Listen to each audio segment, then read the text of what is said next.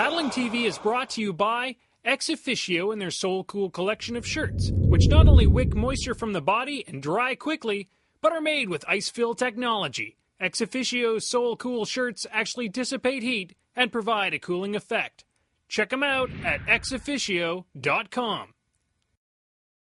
There are two major forms of braces that we're going to look at. There's the low brace, and then there's the high brace. And the only real difference is the position of your paddle. Otherwise, they're pretty much the same. You're going to reach out to 90 degrees with your paddle, slap the water with a flat blade to get the support you need to hip snap your kayak upright.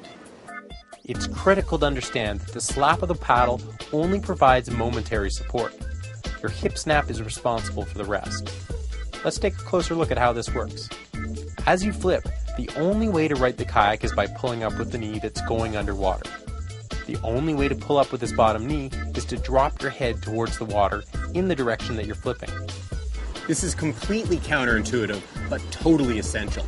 Your head should be the last thing to come up on a well-executed brace. And this is why we practice the hip snap by keeping your head on the bow of a friend's kayak. If you lift your head up early, you'll inadvertently pull on your top knee, which simply flips you more quickly. To make sure that your head drops towards the water, try watching your slapping blade as you brace. It's harder to lift your head when you're looking down. The high brace is definitely the most powerful of the recovery techniques.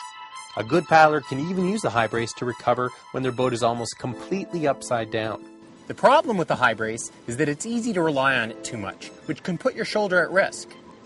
So the first thing to keep in mind is that despite its name, you need to keep your paddle and your hands low and in front of your body. Otherwise, the high brace follows the same rules as the low brace, only you'll be using your paddle in a chin-up position instead of the push-up position, which means you'll be using the power face of your paddle against the water.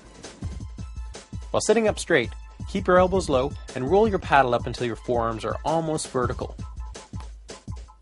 Starting with a flat boat, reach out over the water at 90 degrees with your inside arm low in what is sometimes called the nose pick position. It's important that this hand stay low so that your paddle is as horizontal as possible. Once you're comfortable high bracing on both sides, start tilting your boat and combining the head drop, knee pull up with your motions. This means that as you slap the water, you'll drop your head towards the water and pull up with your lowest knee to right the kayak. Remember that looking at your active blade is a good habit to get into, as it helps to keep your head down. As you get comfortable with the high brace, you'll be amazed at how powerful it can be. But just remember, for even the biggest high braces, you gotta keep your hands low.